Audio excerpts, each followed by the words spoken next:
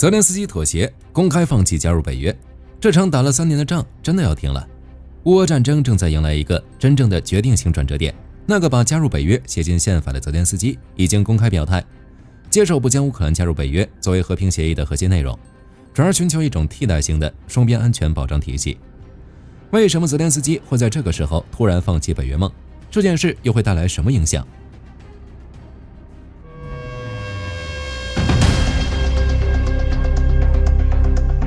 首先，我们要读懂泽连斯基这个表态的意思，这绝不是所谓的投降，而是在认清地缘政治残酷现实后的一次战略突围。过去3年，加入北约被视为乌克兰的国家愿景，甚至写入了宪法，它是乌克兰抵抗意志的精神支柱。但现实是冰冷的，乌克兰加入北约极为困难。北约不允许处于战争状态的国家加入自己的俱乐部，毕竟有一个集体防御。这个东西如果延伸至乌克兰，意味着欧洲各国直接与俄罗斯开战。泽连斯基看明白了这一点，与其在北约门口苦苦等待一张可能很难发下来的入场券，不如退而求其次，寻求一种更实际的生存保障。于是，双边安全保障体系成为新的战略锚点。这个概念其实并不新鲜。火力军估计，乌克兰将不再追求北约的集体名分，而是分别与美国、英国、法国、德国等强国签署1对1的防务条约。这些条约将规定，当乌克兰再次受到攻击时，这些国家必须提供武器、情报、经济援助，甚至可能包括海空支援。虽然不直接派兵，但这能帮助乌克兰进行全面武装，让俄罗斯无从下手。对于乌克兰来说，这是一种极其务实的选择，毕竟安全是第一位的。至于是不是北约成员国不重要，可以暂时搁置。火力军估计这背后有3大原因，让乌克兰不得不做出这个选择。最核心的原因就是美国的双重角色。泽连斯基说，美国在谈判中承担了特殊的转达角色，甚至在一定程度上代表俄罗斯传递相关信号。这句话的信息量大到爆炸，说明华盛顿和莫斯科在乌克兰不能进北约这个问题上其实已经达成了某种默契。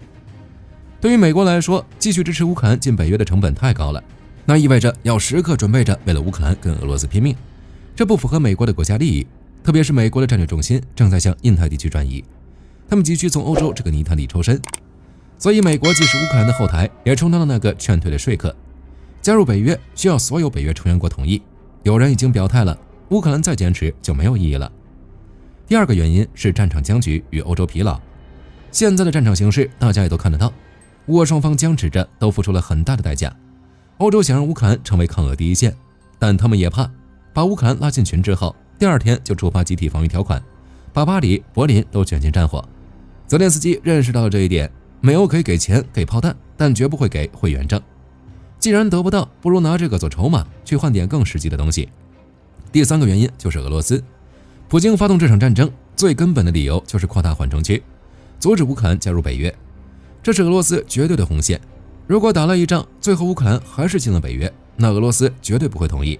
要想实现停火，让俄罗斯坐下来谈，这个问题必须解决。就结果来看，泽连斯基这是用北约梦换取国家的生存空间。他明白当下的首要任务不是追求虚无缥缈的梦想，而是确保国家在停火后依然能安全地活下去。泽连斯基的这一妥协引发了一系列的连锁反应，其影响之深远可能超乎我们的想象。最直接的影响就是乌俄和谈协议的加速进行，我们看到的和平协议框架已经逐步清晰。乌克兰提出的20点框架加上安全保障和战后重建，这其实已经是一个非常成熟的停战大礼包。美国充当传声筒，说明沟通渠道已经畅通，误判风险显著降低。只要备战区的归属以及顿涅茨克问题得到解决，可能在圣诞节前后，我们就能看到乌俄双方达成实质性的停火协议。其次，这一决定对乌克兰国内政局的影响是爆炸性的。之前特朗普一直批评泽连斯基搞独裁，不搞选举，但泽连斯基已经表态，愿意在获取安全保障前提下，60至90天内举行选举，等于把停火和选举绑定了。他的逻辑是：你们不是要民主吗？行，只要给我安全保障，我立马把权力交给人民。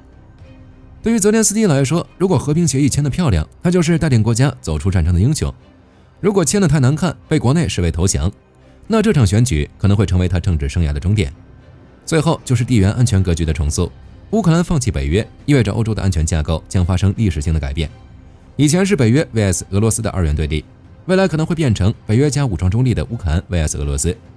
乌克兰将成为欧洲与乌克兰之间的一个巨大的武装到牙齿的缓冲地带。这种格局虽然不如北约直接保护来的稳，但也比现在的全面战争要好。它也在一定程度上满足了俄罗斯对缓冲区的需求，也保留了乌克兰作为独立国家的尊严和武力。最后，我们来聊聊一个最现实的问题：这个放弃是永久的还是暂时的？以后乌克兰还会再提加入北约吗？火力军的判断是，在未来相当长的一段时间内，乌克兰很难再实质性的重启加入北约的进程。但这并不代表这个念头会从乌克兰人的心里消失。第一是条约的束缚，如果这次和平协议签了，那么不加入北约一定会被写进具有法律效力的文件中，甚至可能成为停战的前提条件。如果乌克兰重启加入北约的进程，俄罗斯就有了再次动武的理由。第二是安全保障的有效性，乌克兰未来会不会再次提出加入北约，关键在于那个替代性双边安全保障到底好不好用。如果这套保障体系真的让乌克兰获得了强大的威慑力，经济复苏，国防稳固了，那么进不进北约其实就没那么重要了。但如果这套体系像当年的布达佩斯备忘录一样，只是一纸空文，俄罗斯在休整几年后再次发起攻击，那么对于乌克兰来说，就得寻求更极端的安全手段，加入北约或许是唯一选择。除此之外，如果一直不加入北约，这件事就变成了永远的政治筹码，在法理上放弃不代表在政治上不能利用。加入北约在未来很长一段时间里依然会是乌克兰国内政客用来动员选民、凝聚民心的口号，它会像一个遥远的梦想悬在乌克兰的上空。虽然暂时够不着，但它代表了乌克兰走向美欧、脱离俄罗斯体系的国家意志。总的来说，乌克兰放弃北约换取的是一个停火的契机，一个重建家园的可能。虽然不完美有遗憾，但它能推进和谈进程，并保证乌克兰的安全。好了，今天的视频就到这里。大家觉得不加入北约，乌克兰能安全吗？欢迎在评论区留下你的看法。喜欢的话可以点点关注。我是火力军，下期见。好的，各位观众朋友们，我们频道一直在聊真实的军事资讯和武器装备，后台也经常有朋友问，有没有值得推荐的入门级模型？今天就和大家分享一款近期接触到的产品。首先，它的外形还原度做得相当不错，比例准确，武器上的一些关键细节和标识也都有体现，材质也说得过去，拿在手上有不错的分量感。其次，它具备一定的可动性，对于理解基础操作原理有一定帮助，让它不仅是个静态摆件。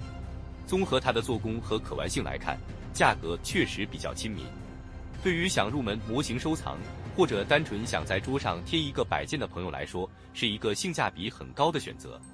商品链接已经给你们上了，感兴趣的朋友可以自行了解。